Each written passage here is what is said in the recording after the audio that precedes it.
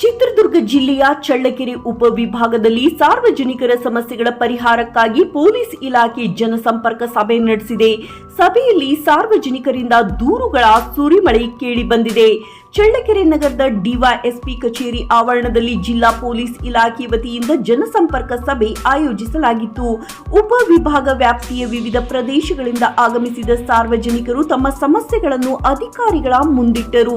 ಸರಗಳ್ಳತನ, ಅಕ್ರಮ ಮದ್ಯ ಹಾಗೂ ಗಾಂಜಾ ಮಾರಾಟ, ಪಾರ್ಕಿಂಗ್ ಸಮಸ್ಯೆ, ಅಡ್ಡ-ತಿಡ್ಡಿ ವಾಹನ ಚಾಲನೆ, ಬೈಕ್ ವೀಲಿಂಗ್ ಸೇರಿದಂತೆ ಹಲವು ಸಮಸ್ಯೆಗಳ ಕುರಿತು ಹೆಚ್ಚುವರಿ ಎಸ್ಪಿ ಡಾಕ್ಟರ್ ಶಿವಕುಮಾರ್ ಅವರ ಬಳಿ ದೂರುಗಳ ಸುರಿಮಳೆ ಆಯಿತು.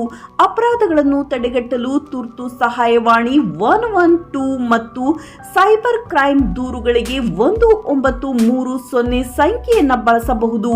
ದೂರು ನೀಡುವವರ ಹೆಸರು ಗೌಪ್ಯವಾಗಿರುತ್ತದೆ.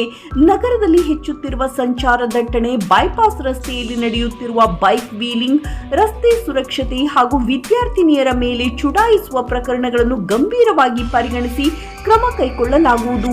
ಸಿಸಿ ಕ್ಯಾಮೆರಾ ಮತ್ತು ಸಿಗ್ನಲ್ ಲೈಟ್ ಅಳವಡಿಕೆ ಕುರಿತು ಶಾಸಕ ಮತ್ತು ಜಿಲ್ಲಾಧಿಕಾರಿಗಳೊಂದಿಗೆ ಈಗಾಗಲೇ ಚರ್ಚೆ ನಡೆಸಲಾಗಿದೆ. ನೆಹರು ವೃತ್ತದ ಸುತ್ತಮುತ್ತ ಸುಮಾರು 150 ಮೀಟರ್ ವ್ಯಾಪ್ತಿಯಲ್ಲಿ ವಾಹನ ದಟ್ಟಣೆ ಹೆಚ್ಚಾಗಿರುವ ಹಿನ್ನೆಲೆಯಲ್ಲಿ ಟ್ರಾಫಿಕ್ ನಿಯಂತ್ರಣಕ್ಕೆ 2 ಸಂಚಾರಿ ಪೊಲೀಸ್ ಸಿಬ್ಬಂದಿಯನ್ನು ನಿಯೋಜಿಸಲಾಗುವುದು. ಸಭೆಯಲ್ಲಿ ತಳಕು ಸಿಪಿಐ ಹನುಮಂತರಾಯ್ ನಾಗರಾಜ್ ಸೇರಿದಂತೆ ಮೊಳಕಾಲ್ಮೂರು ಮತ್ತು ಚಳ್ಳಕೆರೆ ತಾಲೂಕಿನ ಪಿಎಸ್ಐಗಳು ಹಾಗೂ ಸಾರ್ವಜನಿಕರು ಉಪಸ್ಥಿತರಿದ್ದರು.